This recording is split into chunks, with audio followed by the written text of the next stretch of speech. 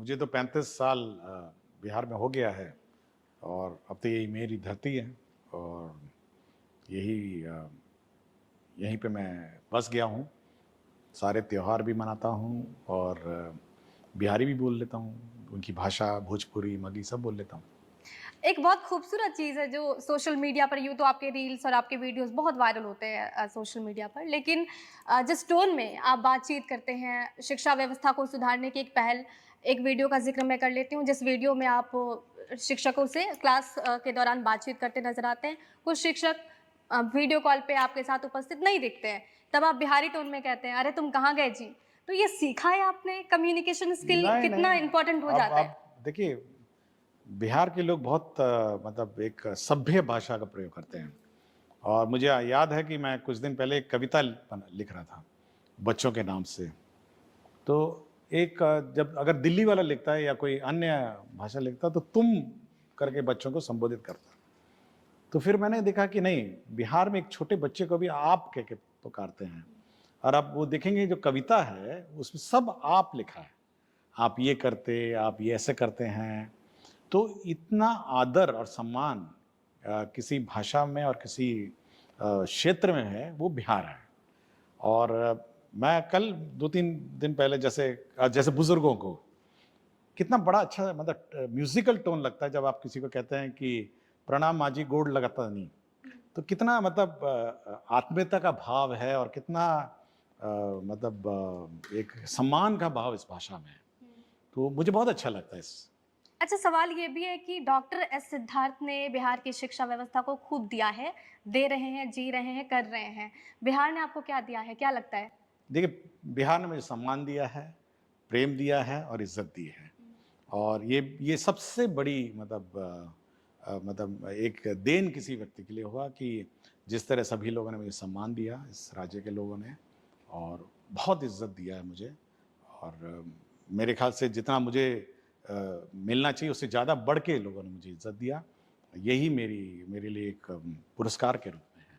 तमिलनाडु से आना जहाँ पर हिंदी भी बोलना बहुत मुश्किल है, वहाँ से बिहार में आना, शिक्षा व्यवस्था की रूपरेख देखना और फिर भोजपुरी, मगही, मैथिली और भी भाषाएँ हैं, वहाँ के लोगों से जुड़ा, वहाँ के लोगों को समझना ताकि शिक्षा व्यवस्था में बेहतरी हो। मुश्किल लगा कभी? देखिए 35 साल हो गए हैं और यही मेरी धरती है और यही मेरी भूमि है, यही मेरी कर्म भूमि है और अब मैं यहीं का रह गया हूँ। अब मैं अपने को बिहारी बोलता हूँ, जहाँ पे भी जाता हूँ, मैं बिहारी अपने को बोलता हूँ और मैं अब शुद्ध बिहारी हूँ। लोग संकोच करते हैं। दिल्ली में खुद को बिहारी कहना लोग बहुत मुश्किल मानते हैं। लोगों को लगता है कि अरे ये समझ लेगा कि हम तो बंधुआ मज़दूर हैं या फिर हम वहीं पान गुटखा खाते हैं। आपको कभी ये नहीं लगा कि बिहारी टैग मैं खुद अपना रहा हूँ? नहीं, नहीं, देखिए ये गर्व की बात है।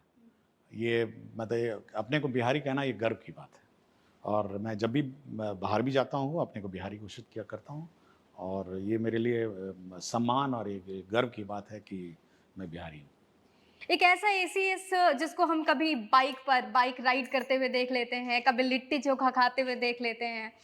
आप दोनों ज़िंदगी को कैसे मैनेज करते हैं? प्रोफ़ेशनल लाइफ़ भी है, पर्सनल लाइफ़ भी है।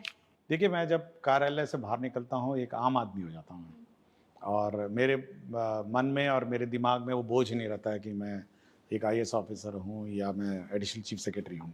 ये बोझ को मैं बिल्कुल बगल में रख के जाता हूँ और एक आदमी आदमी क्या करता है, मोटरसाइकिल चलाते हैं, घूमते हैं और बाज़ार जाते हैं, तो ये आम आदमी की ज़िंदगी है ना।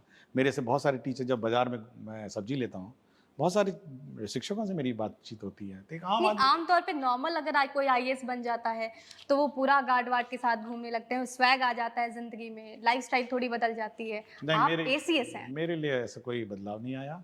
मैं जिस दिन जैसे ही कार्यालय छोड़ता हूँ, मैं पद और पदनाम बगल में रख देता हूँ और उसके बाद मैं एक आम आदमी बन जाता हूँ। तो ये प्रेरणा कहीं से मिली है या खुद नहीं, से? ये देखिए ये अपने व्यक्तित्व में ही बसा हुआ है कि किसी भी चीज़ का घमंड, किसी भी चीज़ का मतलब मतलब हवा में उड़ने का जो अनुभव है, ये सब नहीं। मतलब आप धरती से जुड़े रहिए, कॉमन मैन से जुड़े रहिए और एक कॉमन मैन की तरह। अब जैसे हाल ही में बख्तियारपुर में चाय बना रहा था मैं, लोगों ने देखा लिट्टी।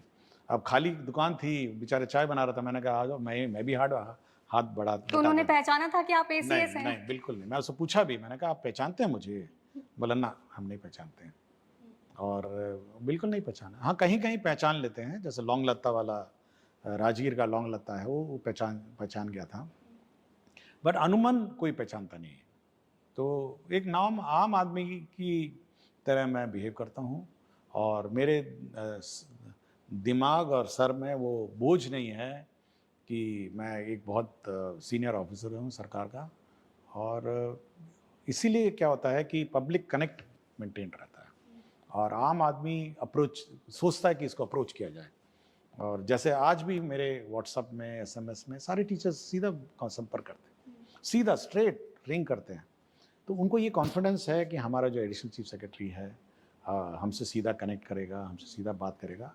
और मैं जितने भी जूनियर ऑफिसर्स हैं उनसे यही बार बार भी बोलता हूँ कि भाई आप टीचर्स से आप मतलब कॉमन मैन से कनेक्ट जो है वो मेंटेन रखिए। और सीनियर होते होते वो डिस्कनेक्ट हो जाता है। मतलब ये डिस्कनेक्ट जो है इसको थोड़ा अवॉइडेबल है ये। कुछ लोगों को ठीक लगता है, कुछ लोगों को ठीक नहीं लगता है, बट ये मेरी स्टाइल ऑफ वर्किंग है और ये मेरा स्टाइल ऑफ फंक्शनिंग है।